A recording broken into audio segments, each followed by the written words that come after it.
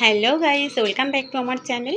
তো good morning, তোমরা সবাই কেমন আছো? আশা করি ভালোই আছো, আমিও ভালো আছি। তো যাই হোক, চলো আজ আমি তোমাদেরকে দেখাবো আলাদিন পাহাড়ে আমরা যে ঘুরতে গেছিলাম তারই কিছুটা অংশ। তো যাই হোক, এই দেখো আলাদিন পাহাড়ের গেটের মুখের সামনে আমরা রয়েছি। তোমরা দেখতেই পাচ্ছ, এই যে সামনে গেট রয়েছে। তো এখানে আমি আছি, আমার হাজব্যান্ড আছে, দিদি আছে, জাইমু আছে, মামি আছে, মামির ছেলে আছে। তো যাই হোক, সবাই মিলে যাচ্ছে। আরও কয়েকজন বাচ্চা কাচ্চা রয়েছে, মানে সেগুলো দিদির ছেলে মেয়ে, আমার ছেলে মেয়ে। এই যে সবাই দেখতে পাচ্ছে, এই যে সবাই আনন্দ করতে করতে যাচ্ছে, পাহাড়ে উঠবে তাই। তো দেখো, এই আনন্দটা পরে গিয়ে বুঝবে, মাঝরাত্রে গিয়ে কি যে কীরকম কষ্ট, কিন্তু এটা তো আমরা বুঝতে পারিনি, তাই আনন্দ করতে করতে যাচ্ছিলাম পাহাড়ে। এই দেখো পাহাড়ের রাস্তাটা। তো যাই হোক, দেখতেই পাচ্ছ যে প্রচুর রোদ্দুর, প্রচুর গরম, আর এতটাই রোদ্দুর যে আমরা ছাতা মাথায় দিয়ে কষ্ট করে উঠছিলাম। তাও ছাতা ধরতে ইচ্ছা করছিল না, কিন্তু তবু আমাদের ছাতা ধরেই যেতে হবে, নয়তো এখানে রোদ্দুর প্রচণ্ড কড়া, আর গায়ে লাগলে পুরো পুড়ে যাবে। তো এই দেখো, সবাই হাতে একটা করে লাঠি নিয়েছে।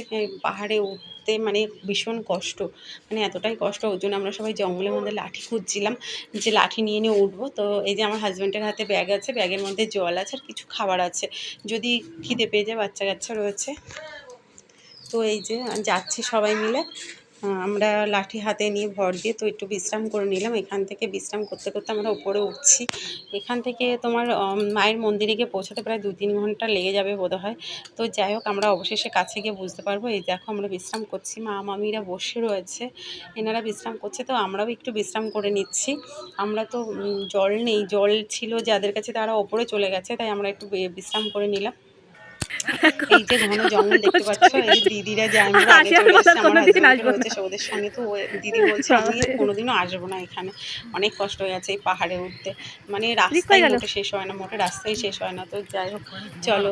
এই দেখো ঘন জঙ্গল, আর আমার হাজব্যান্ডের অবস্থাটা দেখো, গাছের মাথায় উঠে গেছে আমার দিদির ছেলে।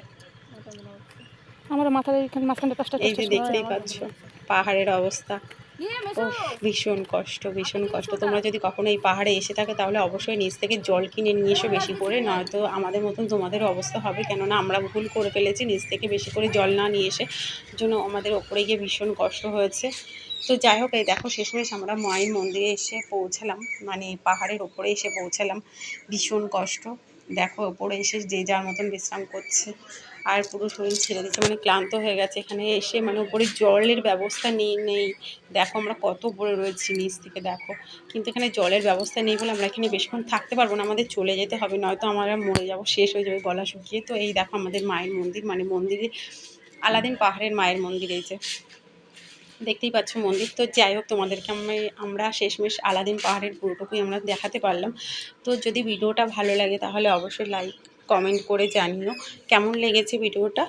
আর যদি ভালো লেগে থাকে, তাহলে অবশ্যই চ্যানেলটাকে সাবস্ক্রাইব করে দিও।